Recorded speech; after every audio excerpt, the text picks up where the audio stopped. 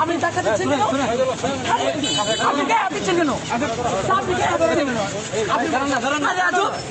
আপনি আমার গায়ে হাত দিচ্ছেন কেন? আরে ভাই, আমার গণতান্ত্রিক অধিকার নেই, সাংবিধানিক অধিকার।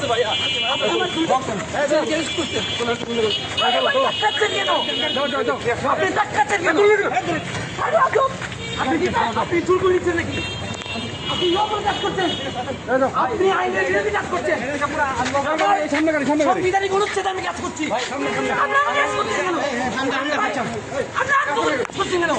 আরে ভাই,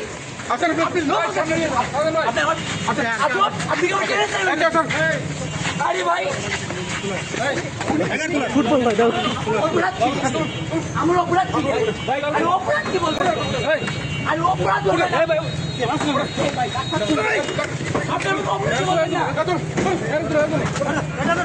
আপনার টাকা দেন কেন? টাকা দিয়েছেন কেন?